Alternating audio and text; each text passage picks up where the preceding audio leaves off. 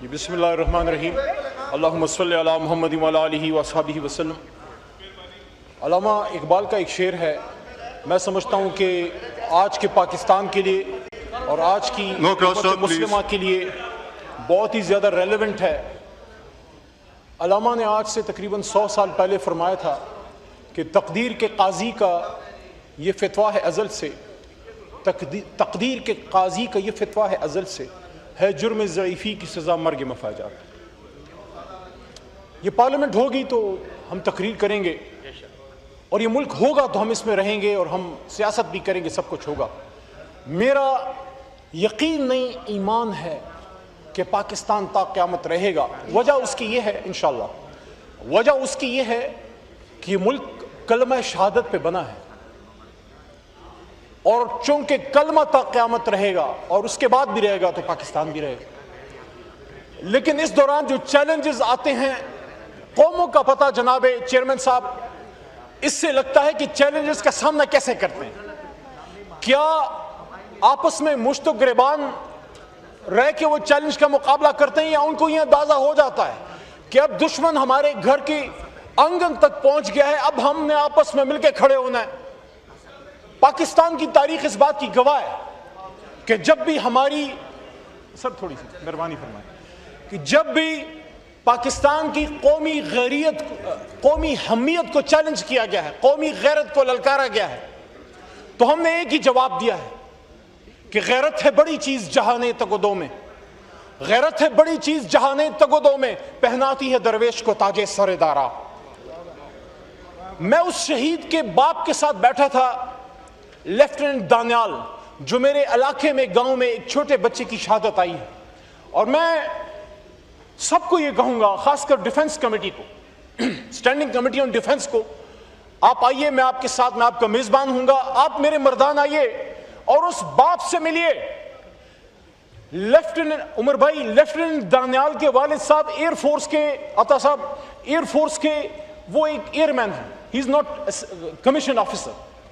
तो जब मैं शहीद के वालिद के साथ ये ईद के दिनों में उसकी शहादत आई, मैं बैठा, उसके चेहरे पे जो दर्द था, उनको कर्ब था, और वो नक्शा भी बड़ा अजीब है कि घर के सामने, जिस तरह हमारे पश्तून इलाकों में हुजरा होता है, तो हुजरे के सामने एक कब्र है, कब्र मुबारक है उन वालिद साहब के, वालिद की भी और उनके बच्चे की भी, जिस पे पाकिस्तान का झंडा लगा हुआ है।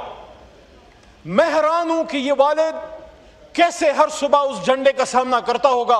मैंने उनसे एक लफ्ज पूछा, उसने अजीब सी बात की, उन्होंने कहा दानियाल न सिर्फ मेरा बेटा था बल्कि है, क्योंकि शहीद मरा नहीं करते, वला तक़ूलू लिमन युक़्तलू फ़ी सबीलिल्लाहि अमवात बल अहयाउन वलाकिन ला तशऊरून, नहीं मरते शहीद लेकिन तुम्हें इल्म नहीं। अल्लाह कहते हैं वो मेरा बेटा भी था, मेरा राजदार भी था।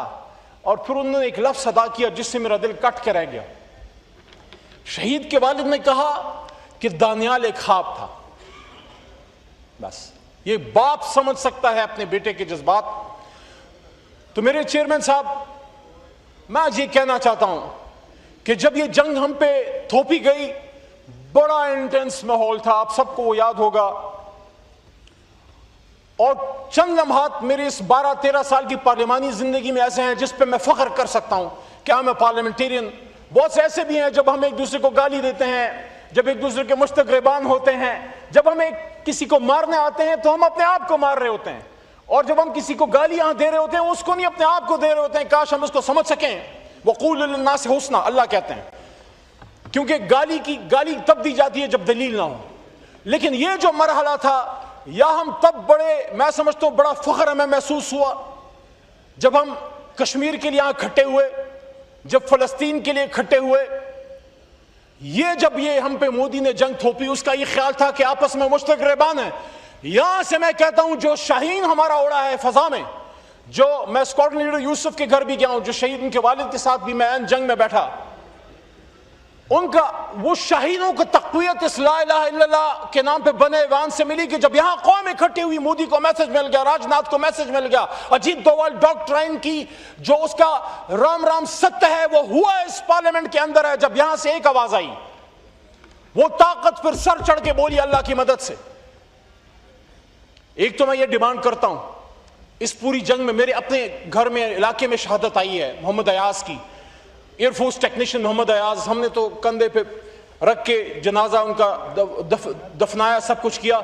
मैं फेडरल गवर्नमेंट से डिमांड करता हूं, डिफेंस डिवीजन से भी और अपने वजीर आला जनाब गंडापुर साहब को भी मैं ये उनसे खुद भी कहूंगा और मैं ये तवक्को रखता हूं कि मिलकर ये फेडरल और सूबाई हुकूमत मोहम्मद अयाज शहीद जो शहीद है इस जंग का, उसके नाम पे एक कैड कॉलेज, ताकि उस जैसे बहुत से मोहम्मद अयाज जो हैं उस कौम को मिल सके। मेरी डिमांड है कि मेरे इलाके तख्तबई में जहां उसका जनाजा आया है, इस जंग का शहीद है मोहम्मद अयाज, एक कैड कॉलेज उसके नाम पे वो बनाया जाए, उसी के नाम पे बने और वजीर आजम साहब, आर्मी चीफ और मेरे वजीर आला गंडापुर साहब मिलकर उसका इफ्तिताह करें।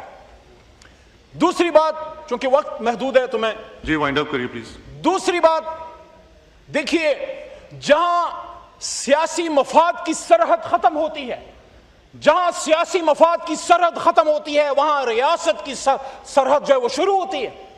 हम ये जरूर फैसला कर लें कि मैं अगर किसी बात पे उमर अयूब को पॉलिटिकली हिट करता हूं, या अगर किसी बात पे उमर अयूब साहब जाके हिट करते हैं परवेज अशरफ साहब को, तो सियासी मफाद तो ठीक है, लेकिन अगर उससे मेरे मुल्क का मफाद हिट होता है फिर वो नहीं होना चाहिए। इसलिए मैं ये कहता हूं कि अपनी जंगों को हार में ना बदलें, जो हम जीत चुके हैं वो जंग अब एक्नॉलेज करें। 2019 में हमने मजबूत जवाब दिया, आप मेरी बात से इख्तिलाफ जरूर रखिए, लेकिन जब हमने जवाब दिया, जिस तरह आज हमारी एयरफोर्स लड़ी, उस दिन भी हमारी एयरफोर्स लड़ी। आज अगर बोझ इमरान खान साहब में कोई बात उधर से आती है तो उसका फिर दोष हमारी पाक फौज पे, हमारी एयरफोर्स पे भी आएगा। वो जंग हम सब ने मिलकर जीती थी। जवाब हमने मोदी को उस वक्त भी दिया था। अभिनंदन जब गिरफ्तार हुआ, उसके बाद यहां ज्वाइंट सेशन था, पीएम इमरान खान साहब ने यहां बात की कि हम वापस करें। क्या खान का इलेवे का डिसीजन था? नो, ये डिसीजन हमेशा एस्टैब्लिशमेंट, डिफेंस फोर्सेस, वक्त की हुकूमत मिलकर करते हैं।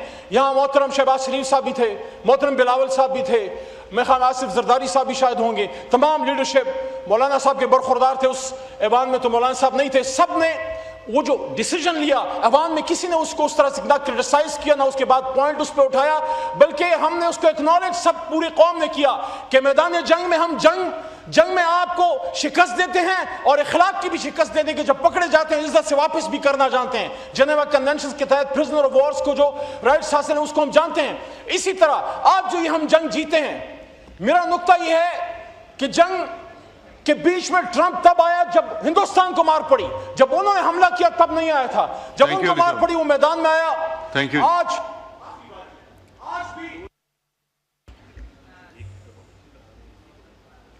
जी कंटिन्यू करिए, कंटिन्यू करिए। आज भी दुनिया ने एक्नॉलेज किया है कि ये जंग हम जीते हैं। दुनिया में हमारा सर फख्र से बुलंद हुआ है, हमारे आर्म फोर्सेस का, हमारे शुहदा का, हमारे शाहीनों का।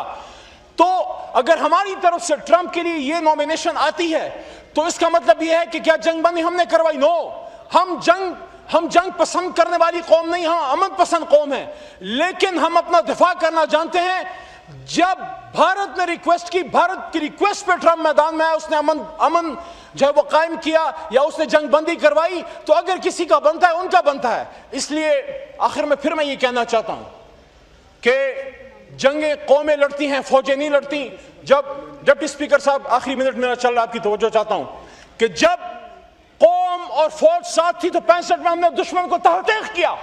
जब कौम और फौज साथ थी तो हमने 19 में दुश्मन को जवाब बस भरपूर दिया। आज जब कौम और फौज साथ है, हमने फिर हिंदुस्तान को मारा है। शुक्रिया। खुदारा कौम को साथ लीजिए, कौम का लीडर इमरान खान है, उसको बाहर आने दीजिए। जो फासले पैदा हो रहे हैं या हुए हैं इदारों में और अवाम में, वो एक आदमी खत्म कर सकते हैं। जब उसने कह दिया कि मुल्क भी मेरा है, फौज भी मेरी है, इंशाल्लाह ये मुल्क और इसके इदारे और कौम वापस बाहम शेर व शक्कर होंगे। पाकिस्तान जिंदाबाद।